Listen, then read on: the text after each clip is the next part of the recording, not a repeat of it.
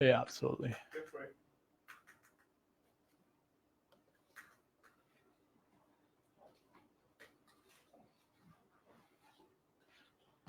Paint point template. Can you not unlock your phone so I can take pictures? 'Cause it's locked. I just go double click here. Back. Oh.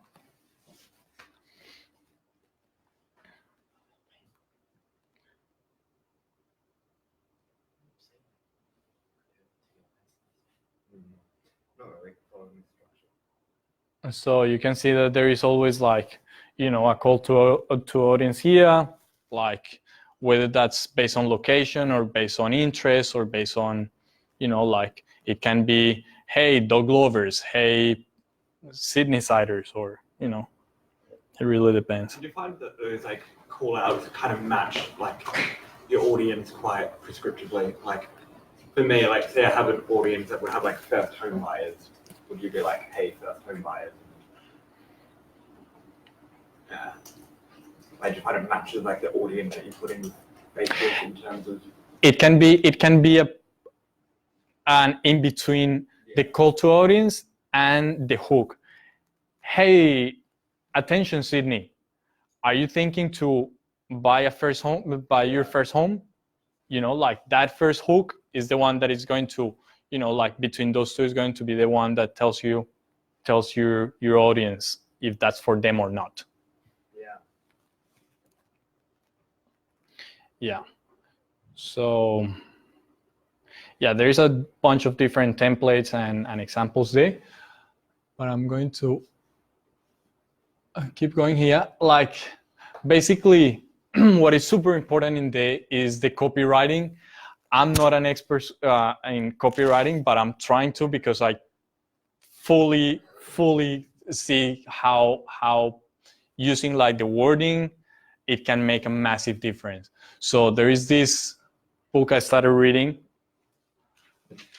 I can really recommend you this if you want to get like amazing.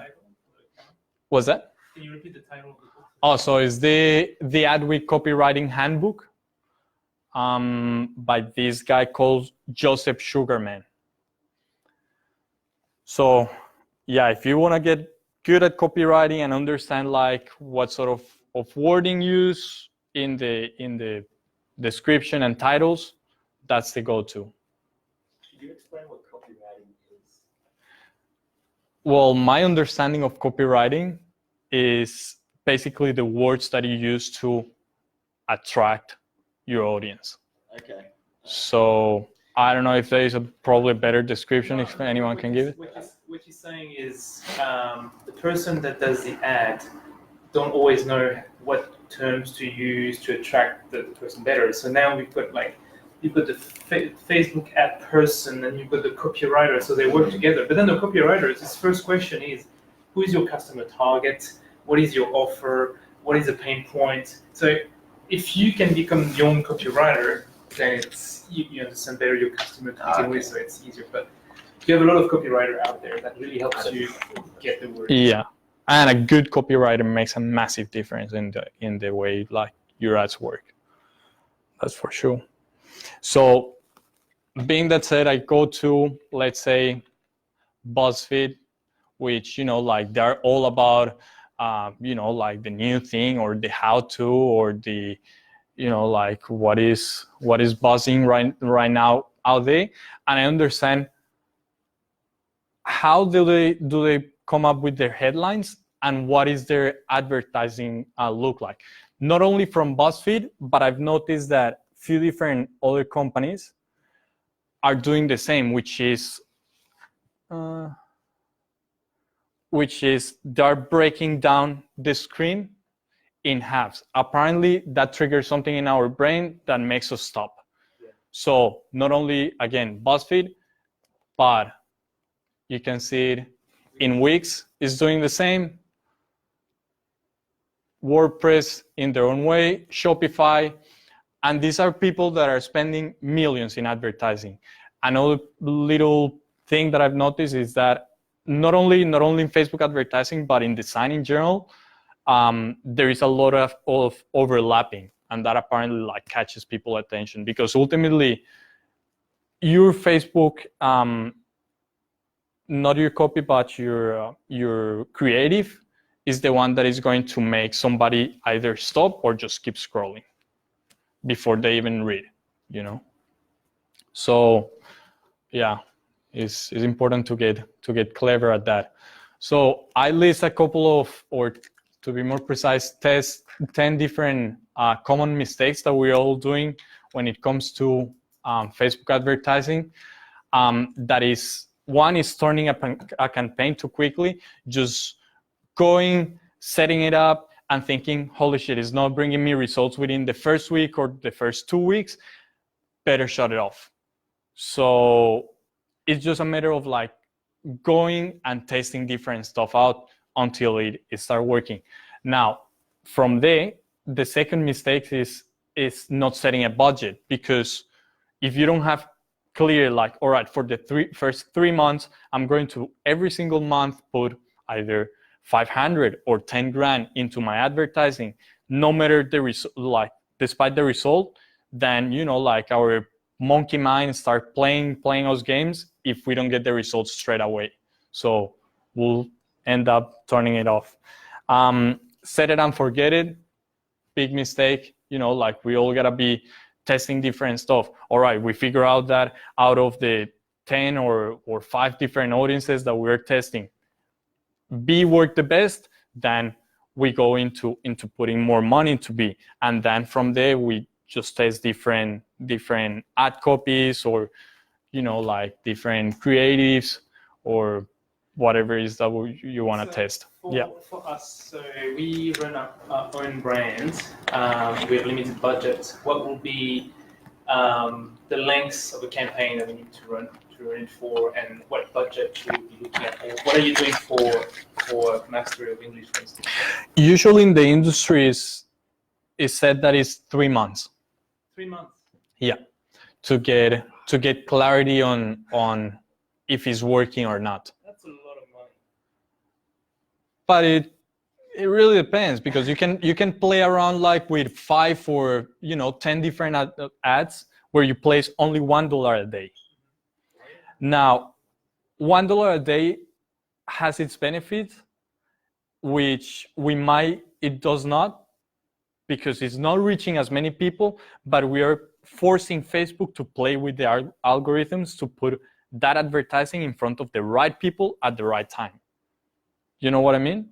Because if we give exactly, if we give $30 to one advertising, Facebook goes like, all right, cool, like no worries, I just put it like out there and like to as many people, and I just like want to give you the reach and impressions and all these metrics that probably are pretty relevant, But if you go with $1 a day, and there is this guy called whatever, I will just come up with his name in a second. He won a contest by this strategy where he goes like, create 20 videos and place $1 a day to each of them, and you're like a competition against like people from Gary V company, and then it was Ty Lopez, VaynerMedia. It was people from Ty Lopez program. It was like people that are like big in the industry. And this guy was like, yeah, this is what is working for me, and I know. So 20 videos that he plays $1 a day every single day, and with a clear segment. With a clear segment, of course, like with a clear audience. And then he knows that every single person that he's putting that content out there is seeing in average four times his advertising, and he's advertising from different pieces of content. So he goes like, all right, I'm going to record this seminar of Facebook advertising that is going to last for 1 hour. So he gets different clips, 2 minutes clip, 2 minutes clip, and just put it all together in different ads, and then understands like, from these people that watch my video, I can retarget, and I know that they are interested, therefore, because you can, like, this is where the magic, it really happens in the retargeting.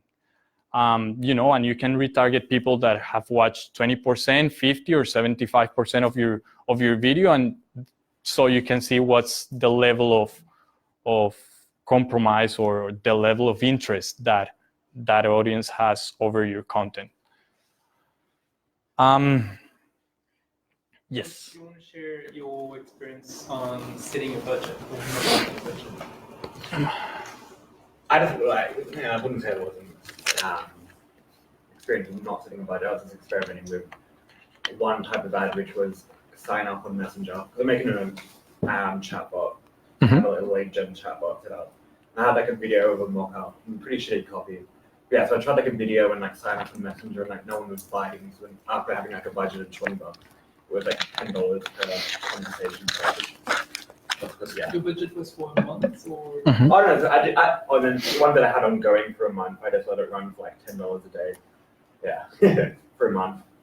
And it was pretty consistent in cost per page, like all the way within 3 cents.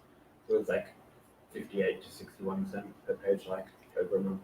Okay, so you had a budget of $300. Yeah, so I was willing to do $300 that month. Yeah, it was like, yeah, it's an experiment, but I don't have anything running at the moment. What was your ROI in that campaign? So there was no ROI yet, because it's mainly like I was trying to do like top of funnel, like get page likes, so then I can retarget them with only show these ads to people that have liked the page, and that was when I was going to have like a more like prototype ready to show them, like take a financial course or sign up to calculate how much you need to your first property, that kind of stuff. So it's kind of like going to do top of funnel, get page likes, and then middle of funnel, drive through to the website, give them more free value, and sign up to the spot that way. Yeah, right. Yeah, and then also get people that visit the website, buy people like paid AdWords into the middle of funnel as a custom audience for the like where I'll try to sign up and Messenger call to action. Yeah. What about for yourself? Like, do you have any insights on how it's been working for you and your company on? Well, from previous experiences, best thing was like there was a budget, but it wasn't as quantifiable. What was I saying? So, like, in what instance? Like in terms of either return of investment or. Yeah, return on investment, we measured it with direct sales. So how much was selling, and our return on investment was really, really bad for like the last event, because everyone was on the fence. Everyone was on that awareness stage of the funnel, but no one was buying because everyone was pressing event interested. Yeah. Or they were signing up via email to receive like the special ticket offers that was coming up, a special price for release ticket releases. And how much in advance did you started advertising until the? That's the thing. So we only started promoting that hard out 3 weeks before the event. 3 weeks before the event. We usually do it 6 or 8 weeks since it was announced. But because there's the other venue stuff that like you have to lock in the venue, I think a lot of people were on the fence for buying a ticket because the venue wasn't announced until a week before. Yeah, I suppose, So and yeah. I'm assuming this part that there is people that purely specialize in Facebook advertising for events. Yeah. Because I personally don't know how it will work, but I'm assuming that it really is different, the advertising that you do 8 weeks before the event than the one that you do 1 week coming to the event. Because you were speaking about it before, and what our focus on, our main finding was video content, captions on. So we found we had more engagement with the videos that had the caption, the closed caption, like because they don't read in the silence, right? They watch the videos as it's going through. They're not going to have the sounds on. Yeah. Those that were more engaging with like more speaking parts of the video rather than just like just a cool party video had more engagement, more content, and more ROI. Here we go. And the other one that was just like a nice venue video and nice pretty pictures, it didn't get as much comments and engagement. So when Yeah. comments, it spreads and it's more yeah. Yeah, because ultimately, like we as marketers, we get trapped into really silly mistakes, Yeah. such as forgetting that we are advertising in a social media platform. Yeah. It's like it's social first of all. Like we want to be there because we want to see like either faces or interact with people, or we just don't want to be sold all the time like buy my stuff like Yeah. well, you haven't given me anything in first place. So that's why it's like giving first that value up front and just like give like hook and then or jab then the right hook, as Gary says in his book. Then like you can get a different return of investment in that last week or last 2 weeks when you're advertising heavily to saying like, all right, now it's time that I'm asking you for your money. You know what I mean? But before that, it was like all about creating that buzz and all about like like yeah, party, or I don't know what it's like. Ask, how do you measure hype? Yeah. Hype or like awareness or interest? Can you repeat the question? So how do we measure hype or awareness or interest? Basically, like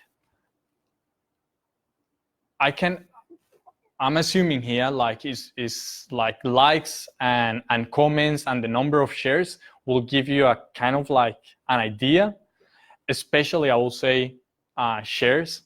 I saw this advertising. I hope I have it here somewhere. Anyways, it was this a boat party, and it was here in Sydney. I don't know who was behind that advertising because like they nailed it. Yeah. And it was for box party, or like hire your boat for box party, and it was a bunch of dudes just in a boat and having fun, and that had like 1,300 different shares. And if you can get somebody to share your ad, that's it. You made it. That's free advertising. And it's like, was it entertaining or? no, it was like, I suppose it's just like, it was more the idea of like, mate, we should do this for our party, or we should do this for our, like, and people tagging each other. It's like, it was crazy. And I honestly like went through the comments and. Shared in Messenger to people. I think that's what comes up as well now. Does it? Messenger. Yeah. But like, yeah, I think it just means times when people press the shared button and they can either go copy link, share in Messenger, send via text message. Even So better. it might be a lot of like personal sharing, not so much made status out of an ad. The only time I've seen that was Maximus, the sports drink Maximus. Anyway, they made like a bong out of their. Like playing on like the Gatorade bong thing, and like that ad went wild. And then Dollar Shave Club on Pornhub, shit like that. Those are Like doing something like, but marketing friends, like doing something provocative is like absolutely the way to go. absolutely. You have to be careful with that because It's short term. It's short term, but it can also impact you to wrong. You have the wrong. They always say that there is no bad marketing, Yeah. Any publicity is good publicity. Absolutely. Yeah. What about your reputation? Absolutely. But I do have a question, like on the theme of like analytics and tracking ROI. Yeah. What's your approach to that? Are you doing that within Ad Manager entirely, or do you like to export your data into a database or Excel or BI tool or anything like that? At the moment, just within the Facebook Business Manager.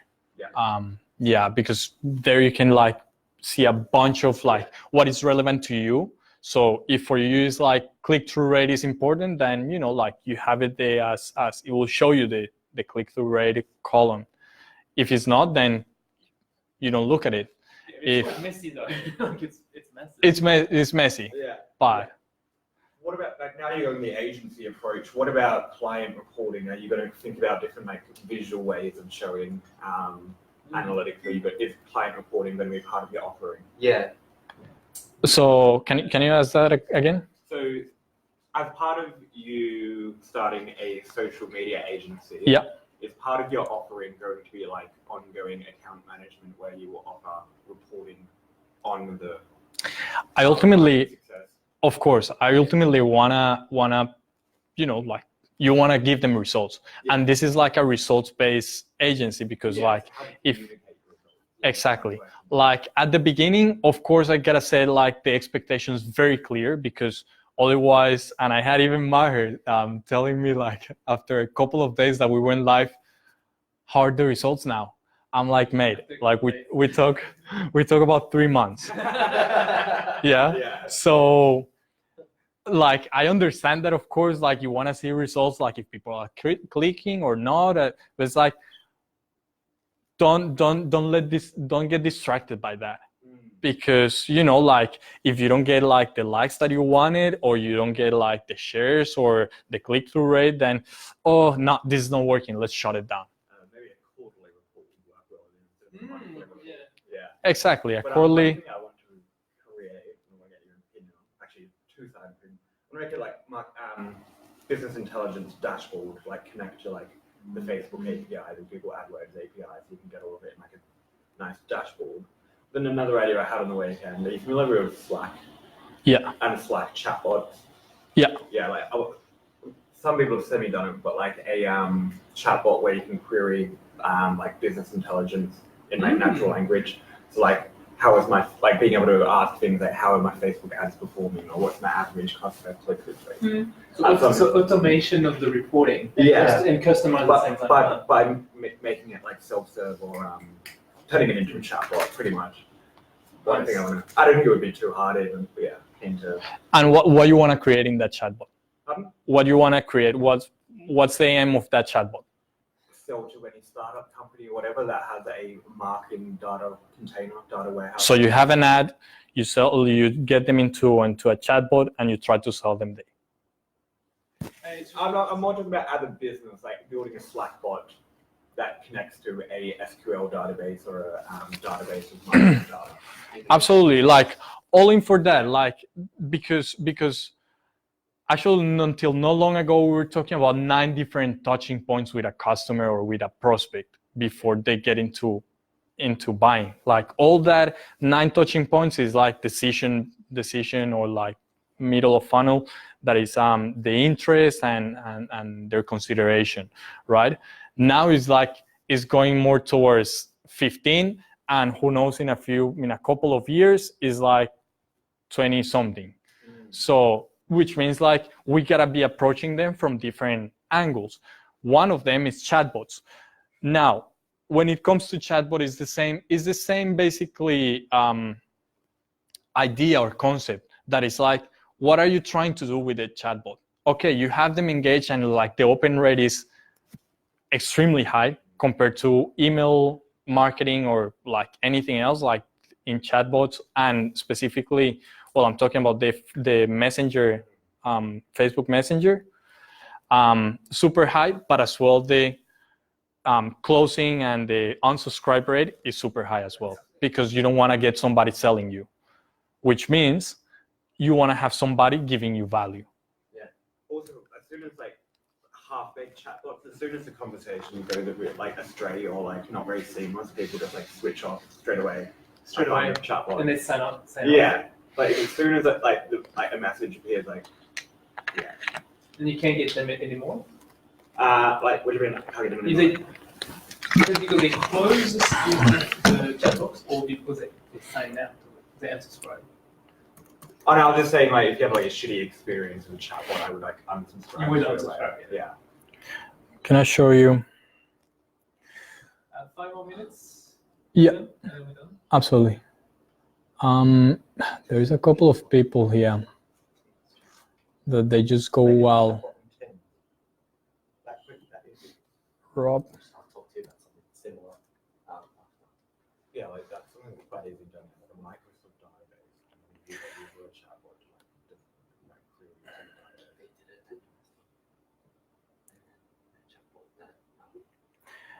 Anyways, this guy is somebody that I just like on top of my head, it comes up, and every single week or 2 weeks he sends something up. It's like, hey Primo, of course, like this is all automated, but like just listening to your name or like your nickname in Facebook, it feels kind of good. It's just like, oh, you know, like you're talking to me.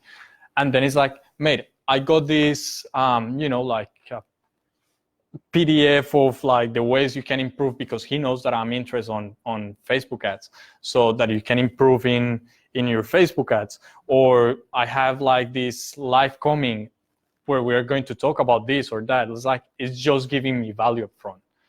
So of course, like I'm keen to open his stuff because I know he's giving me value. He's giving me so much that the day that he asks me for something, I'm more likely to buy. I'm trying that approach. So like one thing I've done is like financial health quiz. You go through like 10 questions. But each quick question I've like added tags like poor budgeter, good budgeter, borrower, high. Then at the end, then they'll get a score out of 750, and then I'll give them personalized recommendations on how they can improve their score based on what kind of issues are picked up. Like this person doesn't budget, this person doesn't have an emergency fund. And then I'll send them like a relevant blog or a relevant article based on the tags. So yeah, I'm a big fan of chatbots and getting Absolutely. really personalized. Yeah. Those tags help you understand better your audience as well, right? Yeah, Because so then you that's can good around represent- product market fit type stuff. So you're like 90% of people that did the quiz don't have issues with budgeting, might be a discovery. So like it's really good in terms of lead generation, but also product market fit. Yeah. Yeah. And I suppose for retargeting purposes as well, it will be amazing. Just like in Facebook, you'll know, and I don't know, like if you take it out of Slack, but at least. This one's a Messenger one. Yeah. This one's Messenger. The Slack one was just a complete idea I've been having in my mind for a while. Yeah, right. Yeah. I'm a big fan of Chatbots. Probably. Yeah. And Slack is amazing as well. Yeah. I just like having done anything with Slack or Messenger bots, but yeah, I know I love Slack. the power The of best it. with Slack is to connect it with Zapier and just connect every single app you use, like Google Sheets, Google Drive, whatever. So anytime anything gets updated, you get a message in Slack. But it works well when you're in a team, like so and so just added a task, so and so just completed this. Yeah, Slack's the bomb. Yeah. It's also notification in one place. Yeah. Well, Last slide or? last slide, just to wrap it up. These are a few more common mistakes. Using the wrong image, you know, like either something boring or blurry, or you know, like there is a bunch of different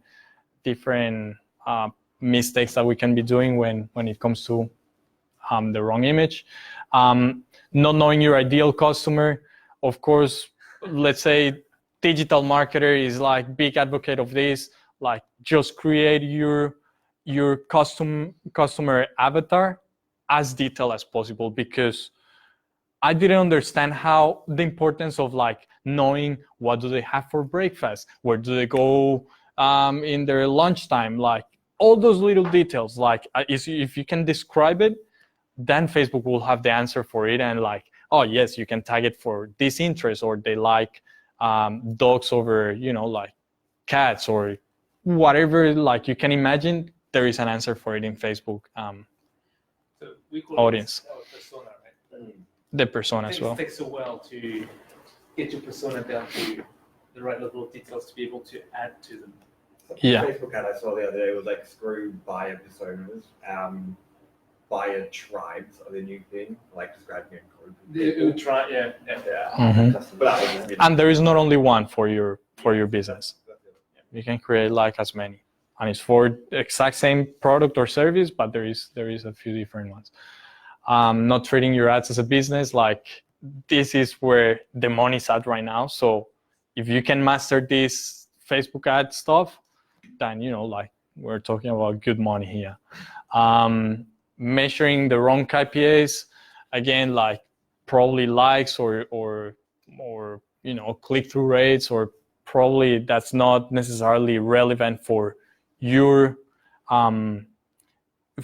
campaign. And the last and not least, not running an ad. That's a big mistake that we are all doing probably, because the moment you have running, like whatever the simplest ad it is, like it's just gathering information about your audience. So what do you recommend if we haven't done Facebook ad a lot before and we don't really have the money to hire someone to do it for us? What do you recommend we do? to run an ad? Absolutely, learn it. Absolutely, master it, learn it. But you know, like there is plenty of videos in YouTube, and you know, like we're in the era of information, so we can have access to like knowing how to run a Facebook ads within seconds. Of course, like doing it well takes longer, but at least running ads should be Cool. a priority. Thank you very much. Pleasure, mate. Thank you. Last questions? Yeah, all good? We'll go for it. Interesting one. What are your thoughts on like I guess the power dynamics between Facebook and like businesses? Because I remember for last year, one of our events actually had when we gathered, or our KPI was making sure